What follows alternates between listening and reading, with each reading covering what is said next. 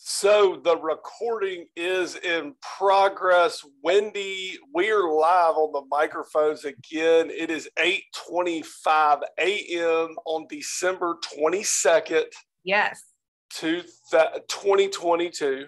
Yep. I like to do the dates because, time kind of gets away from us. Wendy, the cold weather is coming. Oh, yeah. And by this point, with all the weather predictions, I guess I'm just going to have to wear 14 coats and 12 pairs of pants. I mean, how are we going to survive 3 days of cold weather, Wendy? I don't know, but you would think that the snow apocalypse is coming and they're not even calling for snow. I do think it's going to be brutally cold, like colder than probably we've ever felt, because they're saying it's going to be in the teens, but it's going to feel like it's lower than that because of the windshield. So, right. I mean, Trey, I just say bring a lot of clothes and get ready. And if the power goes out, just know that there's plenty of food, because the people in East Tennessee, including myself, have gone and acted like we're going to be busted in these houses for 12 days. Yeah, and probably a really good time to be a plumber. Yeah. Plumber, heating and air guy. Yes. I don't know, it might be a way to make some extra money right around with these heating and air guys, helping them out for the next 4 or 5 days. Wendy, let's get into it. We're getting close to Christmas. We have Christmas to talk about. We have bowl games to talk about. We have signing day to talk about. Yeah. You seem like you're prepared today, so I'm I'll let prepared. you lead the charge. I'm going to let you lead the charge. I'm prepared. And the very first game that we are going to talk about is I want to talk about Clemson, Tennessee. I do. I want to talk about Clemson, Tennessee. Let's unpack it, as they say. Because here's the thing. I'm looking at these SEC bowl lists, and there's really not a lot to really be excited about if you're a big SEC fan like myself. So there's only, in my opinion, 3 to 4 even good games in this little bubble of games that we've got. Okay. And I'm going to tell you, this Tennessee Clemson game could be the game. Okay. The only thing, and Susan texted me, Susan and Melissa. So Susan texted me, and Susan, she would have loved to have seen a whole team. And, I haven't thought about that till I just read her text. They do have a bunch of little kids that have opted out. You know what I mean? Which we've all talked about it. It makes sense. You know what I mean? You don't want to send these kids in here to get hurt if they're trying to get to the NFL. But when you've got a game like Tennessee and Clemson, and I'm going to go back to, I do believe that Tennessee needs to win this game going into next year's rankings. Would you agree or disagree with that? Yeah, because you want positive momentum. There was so much positive momentum with the Tennessee team this year, and at the end, it just got the legs cut out from under them on the South Carolina game. Right. You have the unfortunate injury with Hooker. They did come back and beat Vanderbilt, which was fine. Tennessee needs a positive thing going into the offseason, and a win versus Clemson would do that. Now, Clemson have some opt-out too. Tennessee's got opt-out. I don't know. If you're gambling on this stuff, I have no idea how you know what you're doing, because you just don't know who's going to show up. Absolutely. And here's the thing. Clemson's had 2 of their quarterbacks. Their top quarterback and their backup quarterback are gone. They've entered the transfer portal. Now, teach me something here. This DJ guy, he's in the transfer portal. I don't know if a team has signed him. Can he still play for Clemson in this Tennessee Clemson game? Can he still play in that football game? I mean, there might be a technical way that he can, but I don't really think that he can. Right. Nor would Dabo want, would you as a head coach want him to be out there if he's already decided to leave your team? No. I don't know. No, okay. No. So we do have Paul Simpson, who is it Paul Simpson that came from Alabama that's now transferred? He transferred. Yeah. They picked him up at Clemson. Yeah. So I'm just trying to figure out here. Well, you mean Clemson's top quarterback's not playing? The one that came in for They've had 2 transfer, and then it just came out yesterday that the Simpson kid from Alabama has transferred to Clemson. He's transferred to Clemson. So I don't know. I'm just saying, if both teams. You totally confused me. Who's Simpson? Simpson's from Alabama. It was Paul Bear Bryant's. You're talking about Tyson? Tyson, not Simpson. See, this is why I shouldn't be allowed on here. Golly. I don't know anybody's names. Wendy, let's just say this. There's going to be a lot of orange at the Orange Bowl, and whoever's out there is going to play, and Tennessee really needs this win to cap off a great season, and we're going to have to figure out what happens down there. Well, you've got me totally confused now. I want to watch the game just to see how wrong we were. Right.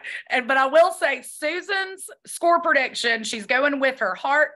I'm sorry. She's leading with her head, not her heart. Tennessee 24, Clemson 21. So Tennessee fans are thinking this might be a closer game. You see what it's saying? Yeah, but a low scoring game too. I mean, Tennessee's going to take some shots. I don't think they're going to score some points. Now, they're big Tennessee fans. I'm pulling for Tennessee. Let's go Tennessee. Absolutely. Go Big Orange. Let's go SEC all day, every day. Let's get it cranked up. Wendy, as we scroll down through here, you have Florida getting hammered by Oregon State. Oregon State came into the bowl game wanting to play. Florida, half their team's gone. Yeah. So, I don't know. Listen, Florida, I don't know what's going on with Florida. They have a terrible signing day. Yep. I mean, it's like these guys are laying in the weeds, think they know what they're doing. I don't think they do. Florida is in deep trouble. Wendy, your favorite team, South Carolina and Notre Dame. Really good game. Really good game. You'd have to think South Carolina is really excited to be there. Notre Dame's going to show up and play. Probably one of the better bowl games on Friday. Do you think South Carolina can beat Notre Dame, Wendy? Yeah. I mean, I haven't heard if an old Rattler, the Snake Rattler, has decided if he's going to play or not. But I'm going to tell you, if Rattler's playing, South Carolina can't be beat. They are on one. And honestly, I hope Rattler comes back next year just to give us something to watch in the SEC over on the East, because this kid's finally making all this stuff work. My guess is South Carolina won't have a lot of opt-outs because of how well the end of the season went for them. They've got a little bit of something to prove.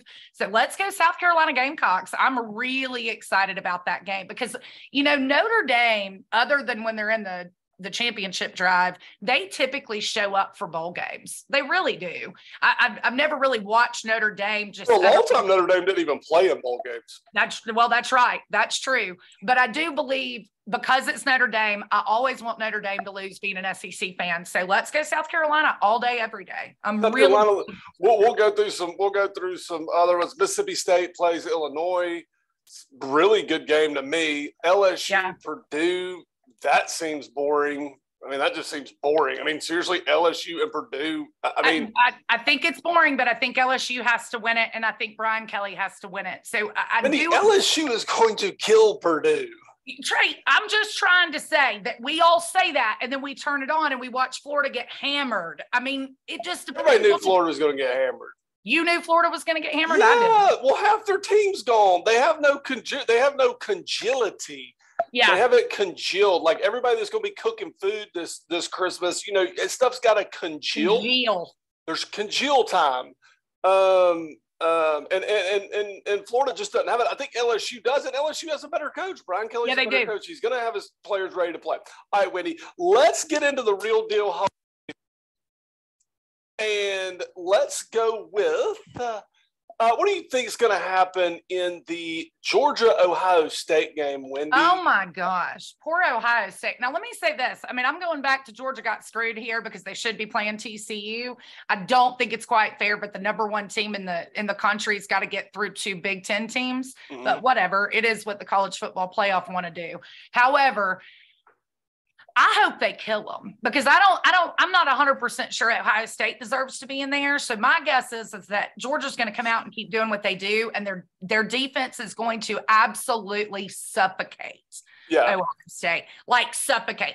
I don't think Ohio State has ever seen a defense quite like Georgia's. That's my personal opinion. Well, and you got to imagine, I've been talking to Barry on the phone, and Barry's always got his predictions and what's going to happen. He obviously thinks Georgia's going to win the game. He likes Georgia beating Ohio State. But my thing is Ohio State shouldn't be scared to play Georgia.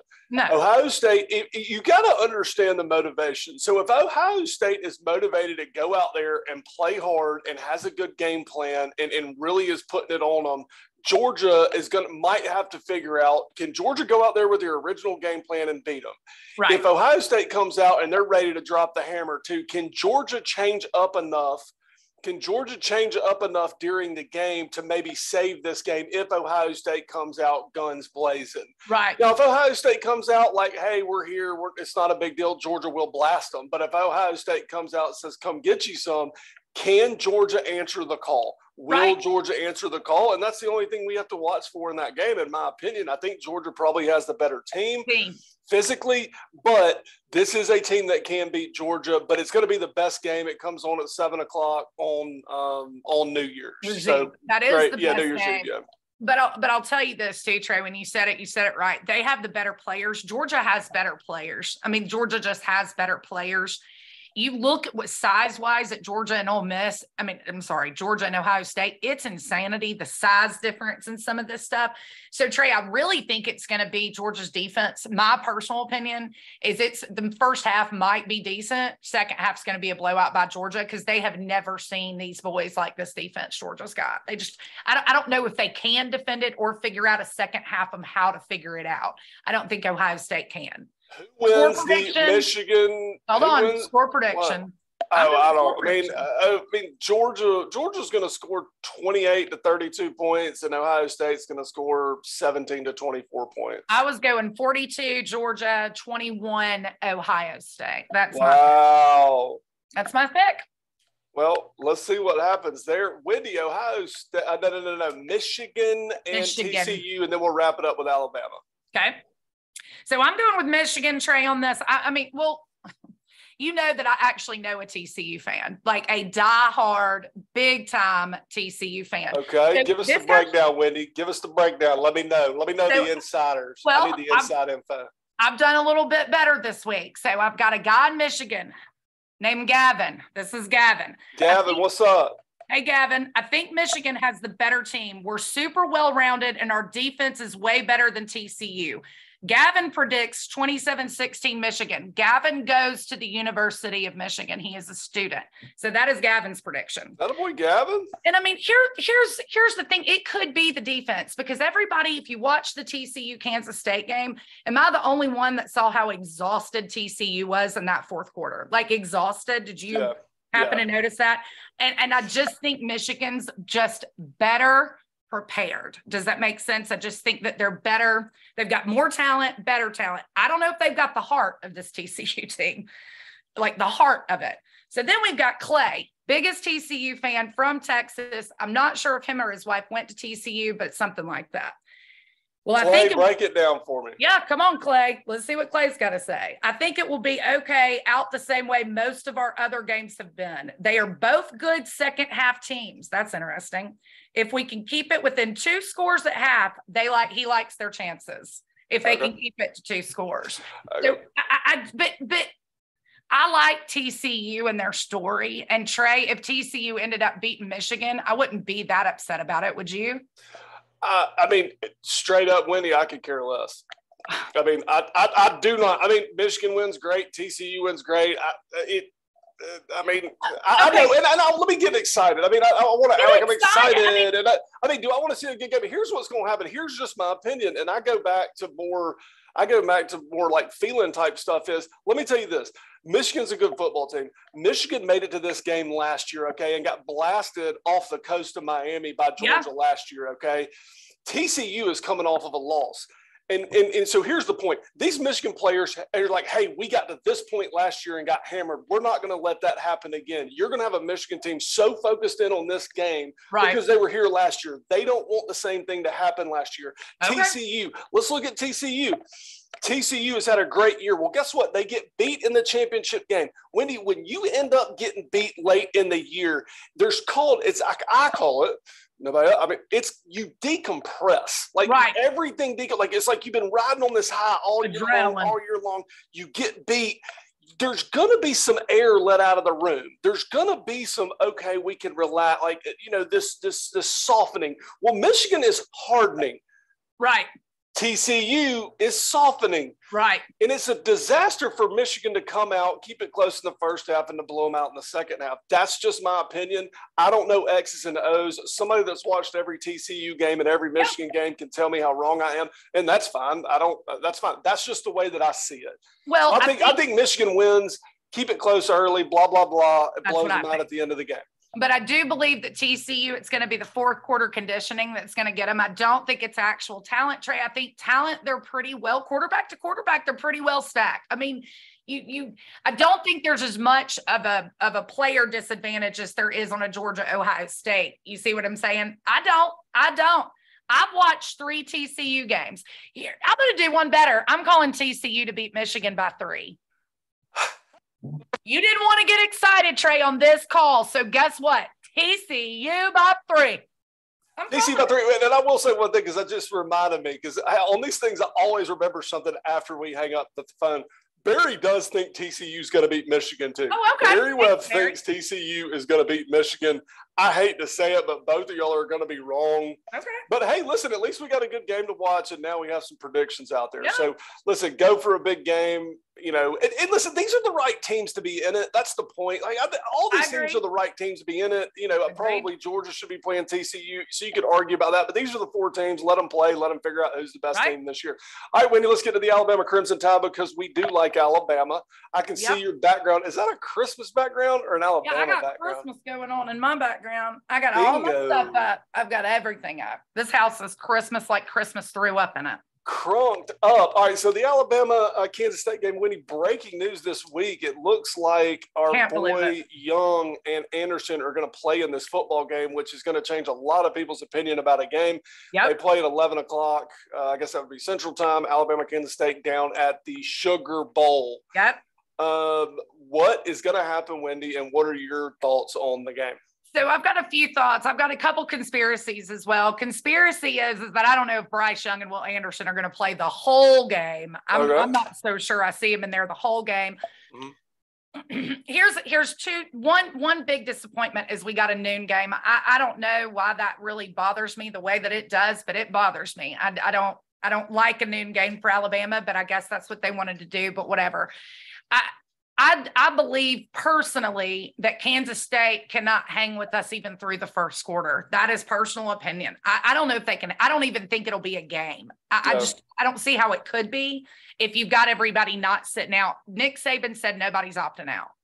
So if we've got just a whole full, other than the people that's transferred, which I don't know if we've got any wide receivers left, because it seems like every single one left. I don't know if we have any wide receivers to catch the ball anymore, but apparently we've not had a lot of opt-outs in this game. So we do have opt-outs. I mean, we've got offensive linemen that are moving. We've got a bunch of people, 13 or 14 players have hit the transfer portal. So, I mean, there are plenty of guys that are not going to be playing in this game. I mean, that's a fact. I'm just going off what Saban said when he said. I see what you're saying. I think the available players that aren't transferring or in the portal are going to play. I agree with that. And Wendy, what do you think?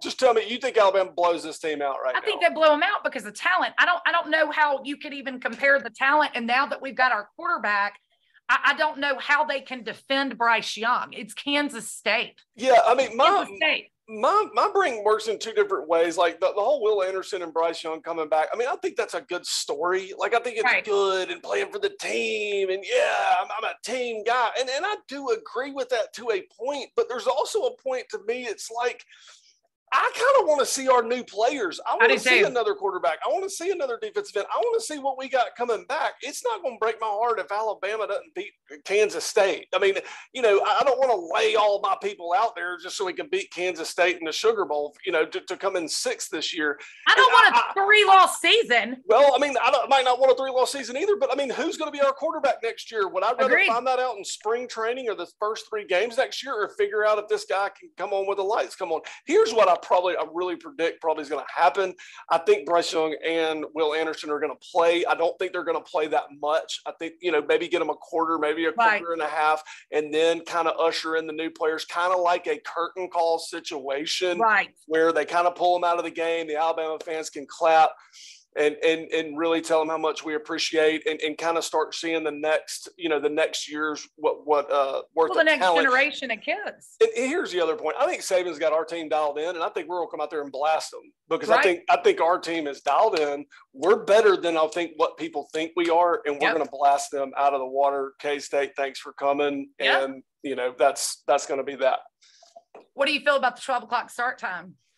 Yeah, it doesn't bother me. I mean, instead of, probably just be hammered on a Bloody Mary. I mean, that's I was about to say, now we got to do mimosas and Bloody Marys at noon. Yeah, which is fine. It just does feel like early. A biscuit game. We've got a biscuit game, so we're going to have breakfast. You know what I mean? When everybody says, what are you making for New Year's Eve? I said, well, breakfast, because we've got the biscuit game. The biscuit game is alive and well. Wendy, we're going to jump off here. Let's talk about Christmas. I do want to bring up one guy on this text thread that we talk about from time to time. It's Chris Arnold's text thread. There's a bunch of people on this text thread, and I've told you I didn't know a lot of their names, and I meant to bring this up last time, but there is one guy on this text thread, and I know who he is.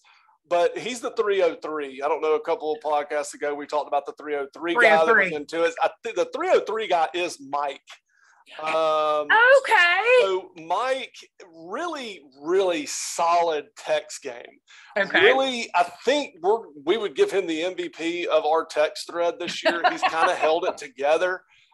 He is a really funny, witty guy, and a bunch of these people on there are. I'm not trying to single anybody out. The 303 always cracks me up. Yeah, and he puts things on there that are really, really funny. Mike, what's up? We appreciate you listen. If you listen to this, I don't know if you do, but we appreciate everybody that takes even 15-20 minutes out of their week to hit play on this video and watch the shenanigans we can come up with. Like, truly. Yeah, but because it's hard to express. I'm Trey, as you can see on the screen. I think you can see on the screen, and this is Wendy. Right. So Wendy is my sister. She's older than me by a year, and we started doing this podcast about a year ago.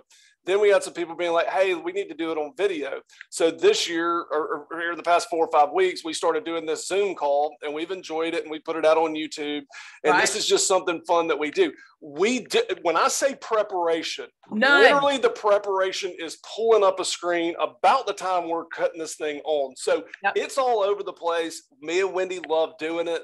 Yes. We enjoy doing it, enjoy talking to it, and hope you like it too. But that's really what we're doing. We're just kind of talking about whatever we want to talk about. So, and we love the interaction when y'all leave comments or y'all text us about it. Like, we love the interaction and typically bring it up the next week. I told Trey that after I blasted TCU in our last one, Clay just went, but not crazy, but it's like, let's get it, Clay. Let's go. I love listening to it because I love football and I love that part of it. I like trash talking. I like the back and forth of you think this and I think that. I love this part of the game. You know what I mean? Yeah. And really, you can't do it with politics. You can't really do it with anything else anymore. And sports, you can still agree to disagree. You know what I mean? Yeah. I believe that TCU can beat Michigan. You don't think TCU could beat Michigan if they had 27 of the biggest WBA players they could find. Yeah. You know. Well, so I mean, can and will are two different things, but that's a whole different story. That's a whole different story. Wendy, we're going to have to jump off here. What else do you want to bring up? That's it. Just Merry Christmas, everybody. I hope everybody's Christmas is awesome. If you hadn't gotten everything done, all I can say is it's awful. The traffic's crazy everywhere. People are just mean. Watch out for the minivans. They're always in a hurry. They're way more important than anybody else on the road if you're in a minivan. Especially if the person driving's wearing a headset like this. Yeah. If you see a minivan with somebody with a headset, get out of the way. Put your flashers on and get out of their way. Yeah. These people will run you over. You should treat them like an emergency vehicle, 100% every day. Or if they've got a big soccer ball in the back, oh my gosh. Soccer ball in the back, you just get on over, let those moms get by you. But let me say this. Everybody keep trying to be kind to these people out here working because they're exhausted too. But Merry Christmas and Happy New Year. I hope we can get back on next week though. Yeah, we should be able to. I think I'm coming up to Knoxville. Maybe some people out there are like me. I cannot stand buying gifts. I don't want gifts. I don't, and it's not, I mean, I kind of understand it. I kind of don't. But at this point in my life, I've accepted the fact that I hate doing this stuff. Like I hate getting gifts. I hate giving gifts. I just, it's something about it. So maybe some creative ways to get out of that. If you were in my boat, is your debit card, your identity was hacked and you've frozen all your accounts. That's something that I've really thought about doing this year. Having a lot of car problems. And then you can always blame it on Amazon. You can always blame it because listen, all you have to do is get to December 26th and really nobody's going to expect your gift. So if you said, hey, I'm sorry, Amazon didn't get your gift, and I'll get it to you after Christmas. People forget about it. People forget about it. So that's right.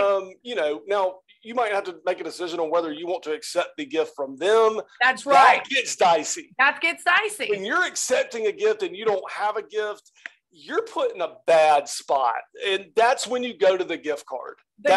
When you go to the gift card. So have 4 or 5 gift cards on standby, and if somebody gives you something, you go with the gift card. That's right. And cross your but fingers. The world needs to know this one thing. Trey does have the option of telling this whole entire family, do not buy me a gift. I'm not buying anybody a gift. He has yet to fully adopt that. So the day he says, Wendy, do not buy me one thing, I'm not buying you anything. Guess what? I'm not buying you anything.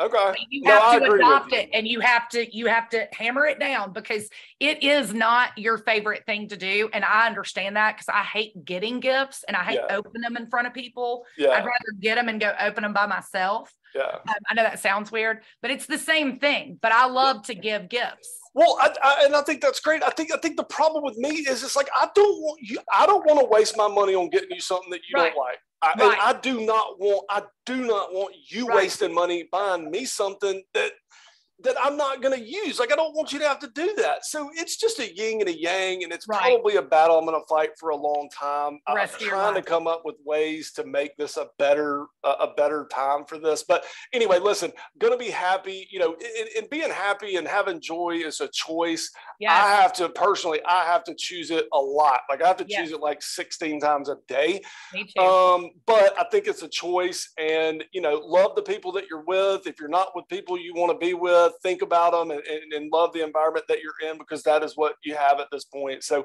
Merry Christmas to everybody, all my family, everybody that listens to this. And we could name names, but we know everybody that does listen, and we do appreciate it. Yeah. All right. Well, roll tide, Merry Christmas and Happy New Year. We'll see you guys next week. All right, Wendy. I love you, babe. Love you. Merry Christmas. All right. Merry Christmas. Bye, sweetie. Bye-bye.